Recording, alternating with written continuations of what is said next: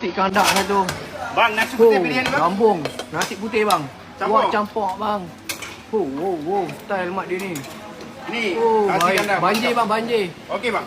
Okey, lagi lem seng. Lemseng, bang. Mana lem seng? Ini bang, besarnya lem seng, lem seng dia.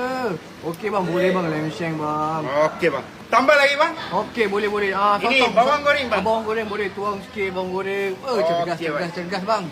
Tambah lagi, bang? Sotong bang. Sotong bang. Sotong tambah 2 ke 3 bang. Tak 2 je bang, jangan banyak bang. 2 Okey je bang. baik bang. Telur Ini rebus, telur masin. Telur rebus, telur masin ya bang. Okey, telur rebus, Okey. telur masin. Telur rebus, telur masin. rebus. Udang telur masin. bang. Telur dadah pun boleh bang. Telur dadah Ambil pun dua telur boleh, masin, telur dadah. Okey bang. Udang 2 bang.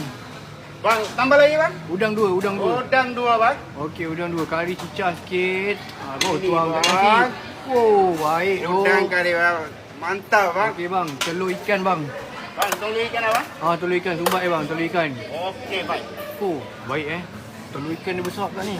Ada kepala ke? Bang, telur sotong bang. Telur sotong bang. Telur sotong. Banyak lauk nasi kandar ni Lagi lauk apa lagi ada bang? Okey bang. Kita Lagi tengok ada? belah sana, kita tengok belah sana. Okey, ini lauk ada kambing kari bang. Kambing. Kambing kari. Kurma. Boleh. Kari. Boleh. Kambing kari sikit. Okey, lagi apa lagi? Kobis bang, kobis. Kobis, saya kobis sama. Sayang kobis bang. Ni potong. Potong. Okey, kobis sikit bang. Kobis sikit ha. Kobis.